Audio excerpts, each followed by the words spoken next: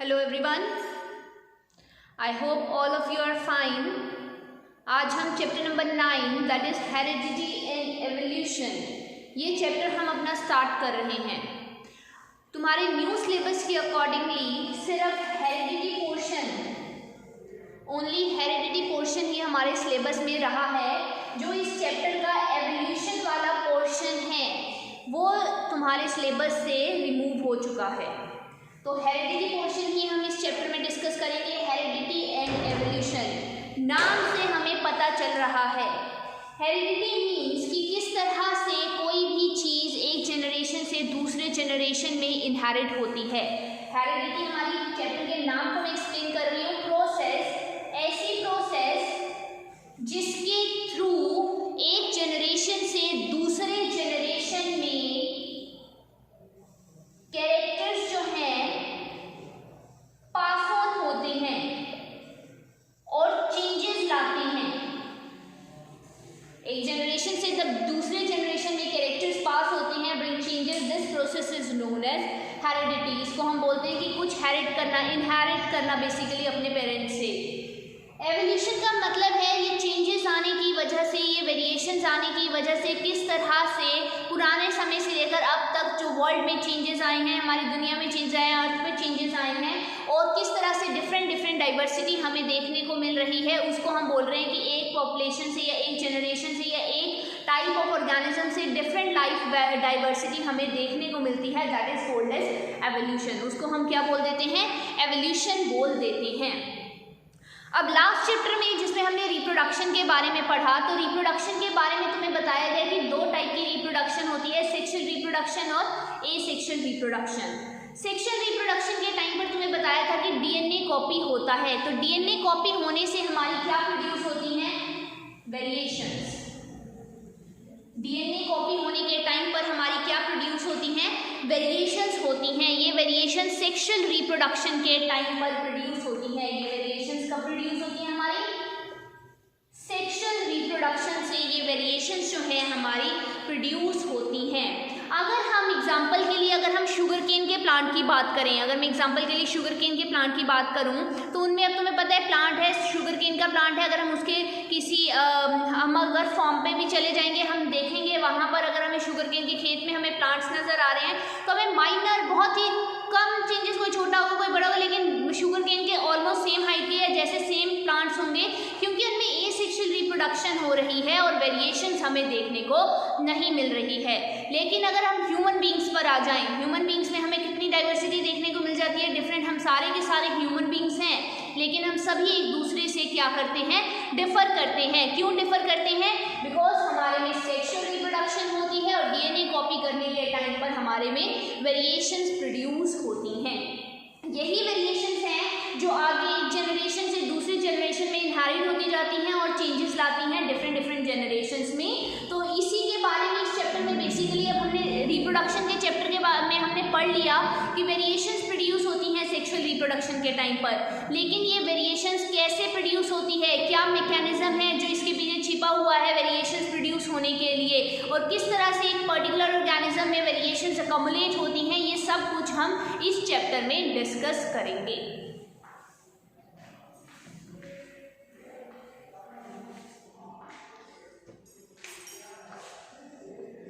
तो आज का जो हमारा पहला टॉपिक है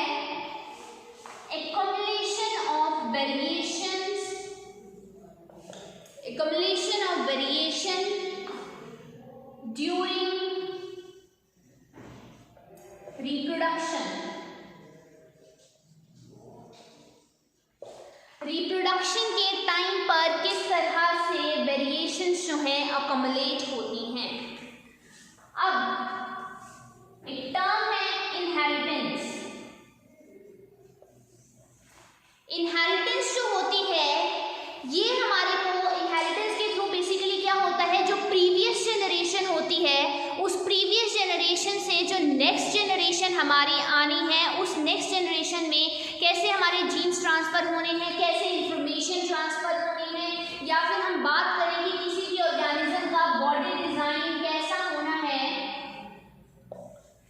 इनहेरिट करते हैं। इनहेरिट मीन्स कुछ लेना किसी से, अपने पूर्वजों से कुछ लेना। तो बॉडी डिज़ाइन हमारा कैसा होगा ये डिपेंड करेगा हमारे पेरेंट्स का बॉडी डिज़ाइन कैसा है। चाहे हम एनिमल्स की बात कर लें, चाहे हम अपनी बात कर लें, तो अगर हमारा बॉडी डिज़ाइन कैसा होगा ये डिपेंड करता है हमारी प्रीवियस जनरेशन का बॉडी डिज़ाइन कैसा है। तो ये इन्फॉर्मेशन कौन लेकर आता है, किसके थ्रू हमारे को इनहेरिट होती है? इनहेरिटेंस के थ्रू क्या होता है, प्रीवियस जनरेशन से नेक्स्ट जनरेशन में इंफॉर्मेशन का पास ऑन होता है। कोई बेसिक डिज़ाइन कैसा होगा, बॉडी डिज़ाइन कैसा होगा, कैसे चेंजेस आएंगे, ये सारी चीज़ें जो हैं इनहेरिटेंस के थ्रू ही हमारी आगे ट्रांसफर होती है, उस पर ही डिपेंड करती है। अब क्या होता है, अब सोचो कि एक जनरेशन थी कोई भी, उससे नेक्स्ट जनरेशन प्रोड्यूस हो रही है, तो क्या होगा, तो क्या चेंजेस उनमें आएंगे? तो क्या होगा, अगर हम बात करें कि एक जनरेशन थी, इसने न्यू जनरेशन प्रोड्यूस की, तो ये जो न्यू जनरेशन हमारी बनकर आ रही है, ये न्यू जनरेशन क्या एग्जैक्टली पुरानी जनरेशन के जैसी होगी, या फिर इसमें कुछ चेंजेस या फिर वेरिएशंस हमारी आई होंगी? और अगर अब इस न्यू जनरेशन से एक और नेक्स्ट जनरेशन आ गई, तब क्या होगा, तब उनमें क्या चेंजेस होंगे, कैसे चेंजेस होंगे, वो कैसे हमें पता चलेगा?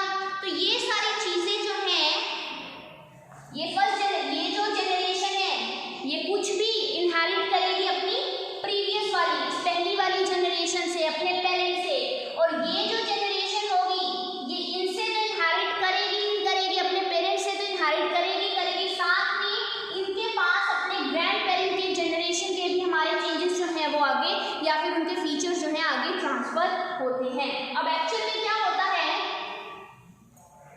हम बात करें, सपोज यहाँ पे मैं 3 जनरेशन लेकर चल रही हूँ, first generation, second generation and third generation. ये है हमारे, हम ह्यूमन बींग्स की बात कर रही हूँ मैं, ग्रैंड पेरेंट्स, मैं अपनी बात कर रही हूँ, तो यहाँ पर आएंगे मेरे पेरेंट्स, यहाँ क्या होंगे, चाइल्ड।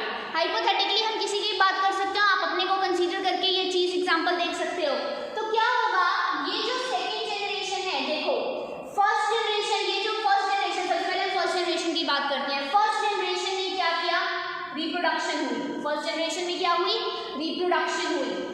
तो रिप्रोडक्शन होने से क्या प्रोड्यूस होगी, हमारी सेकंड जनरेशन प्रोड्यूस होगी। फर्स्ट जनरेशन में रिप्रोडक्शन हुई, उससे क्या प्रोड्यूस हुई, सेकंड जनरेशन प्रोड्यूस हुई। सेकंड जनरेशन में अगेन रिप्रोडक्शन होगी, तब क्या होगा हमारा, अगेन रिप्रोडक्शन होगी, तब क्या होगा, हमारी थर्ड जनरेशन प्रोड्यूस होगी। ऐसे ही एक सीक्वेंस चलता है।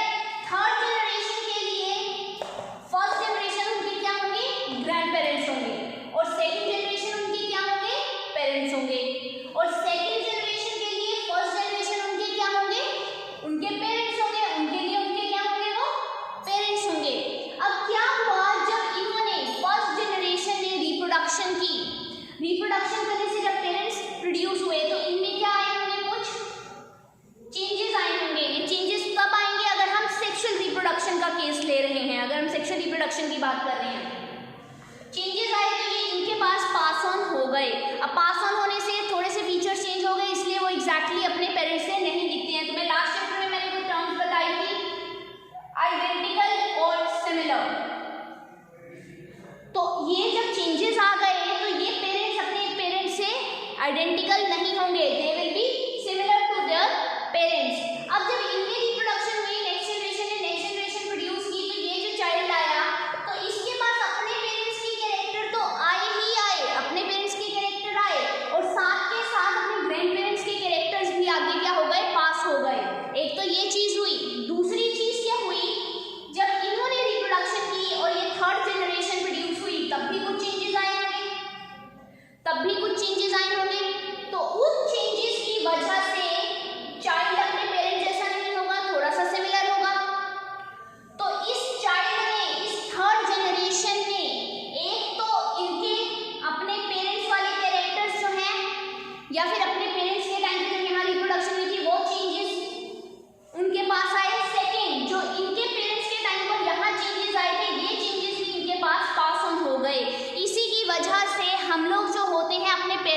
ज़्यादा मिलते हैं एज कम्पेयर टू द अपने ग्रैंड पेरेंट्स से। क्यों? क्योंकि इनके पास दो टाइप के चेंजेस आए हैं, एक तो ये वाले चेंजेस आए हैं, एक ये वाले चेंजेस इनके पास थर्ड जनरेशन के पास पास ऑन होकर आए हैं। तो इसीलिए पेरेंट्स के साथ उनकी सिमिलैरिटी ज़्यादा होगी as compare to the grandparents. तो ये चीज़ तुम्हें एक समझनी बहुत ज़रूरी है कि किस तरह से चेंजेस जो आगे ट्रांसफ़र हो रहे हैं या फिर आगे फीचर्स पास ऑन हो रहे हैं। तो ये चीज़ें आगे जब फर्दर फोर्थ जनरेशन आएगी तो सेम आगे प्रोसीजर जो है आगे पास ऑन होता जाएगा। अब तुम्हारी बुक में एक बैक्टीरिया की एग्जांपल दी गई है। ये जो चीज़ मैंने तुम्हें समझाई ये बेसिक नॉलेज के लिए तुम्हें समझाई कि कैसे चेंजेस जो है आगे पास ऑन होते हैं। तुम्हारी बुक में एक एग्जाम्पल दे के बताया गया है इस तरह से, बैक्टीरिया है, दिस इज अ बैक्टीरिया, ये फर्स्ट जनरेशन का बैक्टीरिया है, ठीक है। सपोज ये इस तरह से बैक्टीरिया था। अब क्या हुआ, जब रिप्रोडक्शन हुई ये फर्स्ट जनरेशन है, सेकंड जनरेशन, इसके दो चाइल्ड प्रोड्यूस हुए। अब ये जो चाइल्ड प्रोड्यूस हुए, अब यहाँ पे देखो मैंने डॉट डॉट नहीं किया है, मतलब यहाँ पे मैं कलर डिफरेंस दिखाना चाह रही हूँ तुम्हें। और ये जो चाइल्ड मैं कंसीडर कर रही हूँ,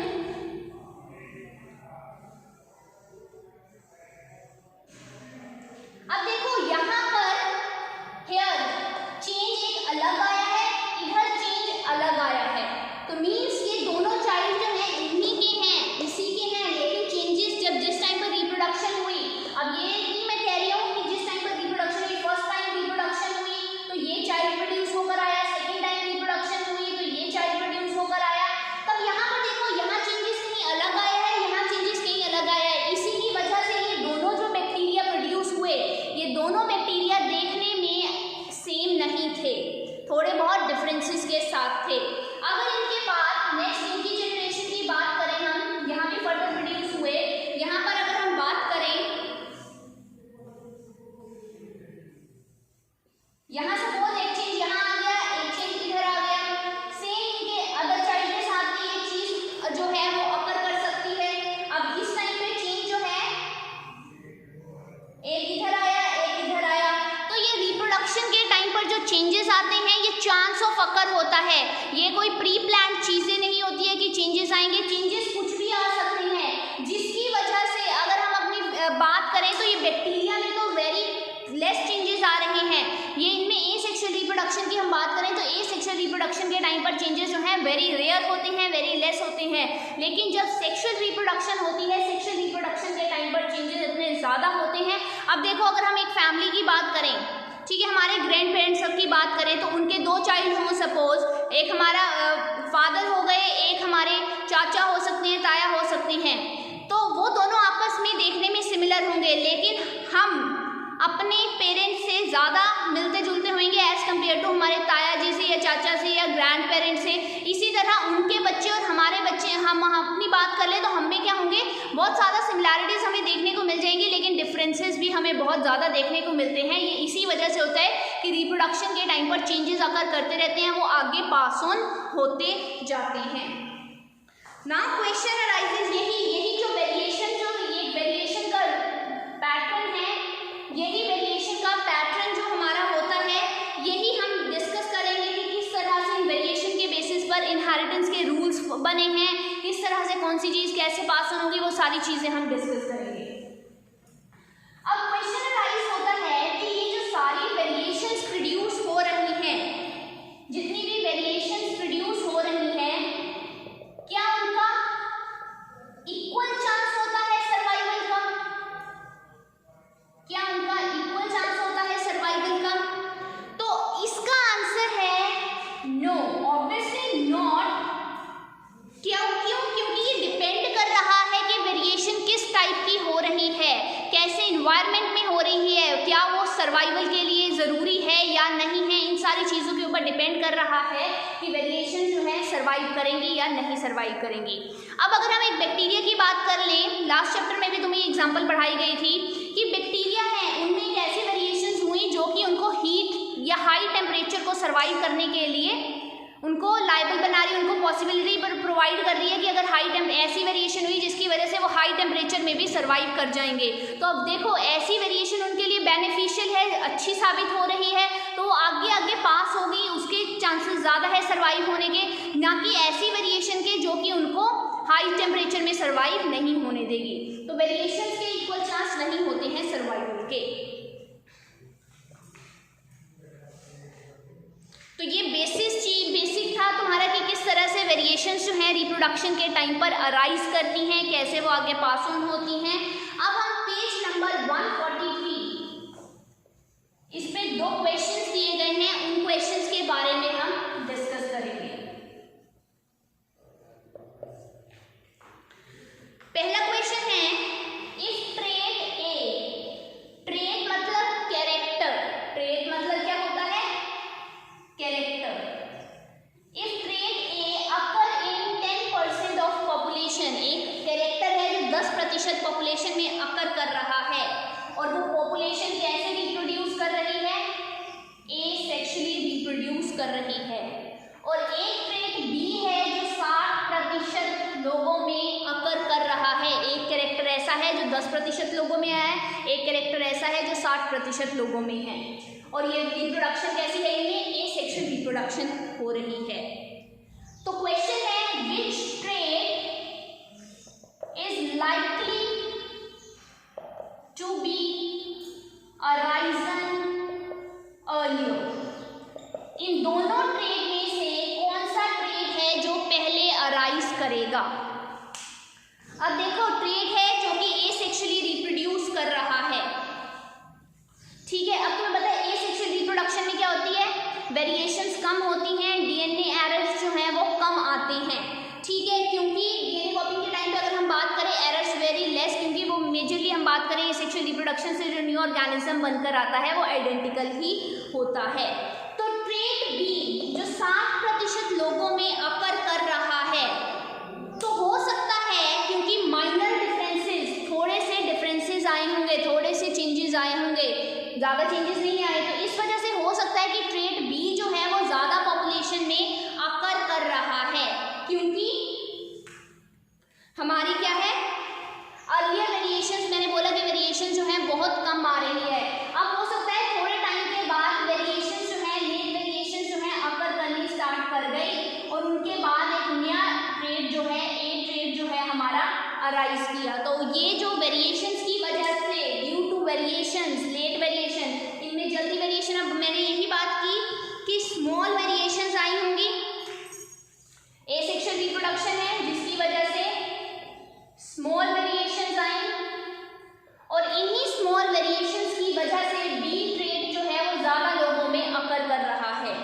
लेकिन बाद में कुछ और वेरिएशंस आई, लेट वेरिएशंस आई, जिसकी वजह से ये कम पॉपुलेशन में अराइज कर रहा है। तो बी ट्रेट जो है वो पहले अराइज किया होगा as compare to the trait A. क्यों? क्योंकि इनमें जो है माइनर डिफरेंसेस 60% लोगों में है, ज़्यादा लोगों में है, इसका मतलब क्या है, चेंजेस कम आए हैं। ज़्यादा लोगों में है इसका मतलब चेंजेस कम आए हैं, लेस वेरिएशन हुई हैं, इसलिए बी ट्रेट ज़्यादा जल्दी अर्लियर एग्जिस्ट किया होगा, ए जो है वो बाद में एग्जिस्ट किया।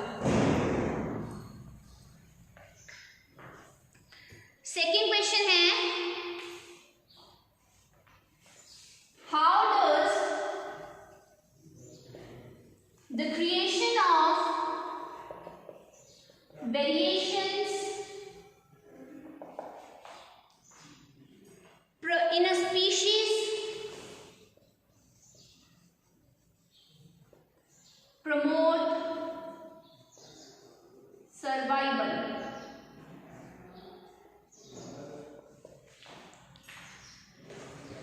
अब देखो ये नेचर के ऊपर, इन्वायरमेंट के ऊपर डिपेंड करता है कि कौन सी वेरिएशन जो है यूजफुल है और उनसे एवोल्यूशन होगा, और कौन सी वेरिएशन जो है यूजफुल नहीं है, इसके ऊपर डिपेंड कर रहा है नेचर, या फिर हम बोले नेचुरल सिलेक्शन। कि नेचर, नेचुरल सिलेक्शन नाम से पता चल रहा है नेचर ने जो चीज़ सिलेक्ट की है, नेचुरल सिलेक्शन, यही नेचर डिपेंड करता है कि वेरिएशन जो है वो यूजफुल हैं, सरवाइव करेंगी या नहीं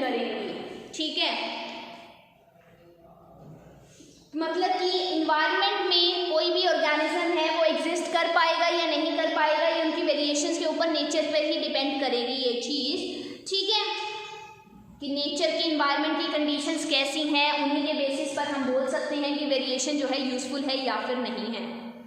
जो इंडिविजुअल वेरिएशन हुई एक इंडिविजुअल के बीच में या ऑर्गेनिजम्स के बीच में बहुत सारे, जो इंडिविजुअल्स वेरिएशन को विथस्टैंड कर जाएंगे इन्वायरमेंट में, जैसे हीट वाली बैक्टीरिया वाली एग्जांपल याद रखना, जो तो हीट सर्वाइव कर जाएंगे, ऐसी वेरिएशन वो क्या होंगी, सर्वाइव करेंगी, और जो हमारी यूजफुल वेरिएशन नहीं होंगी वो डिस्कार्ड हो जाएंगी, वो आगे पास ऑन नहीं होती है, ठीक है, अगली जनरेशन में पास ऑन नहीं होती है। तो नेचुरल सिलेक्शन ही हेल्प करती है कि किसी स्पीशीज़ के अंदर वेरिएशंस प्रमोट होंगी या फिर नहीं होंगी।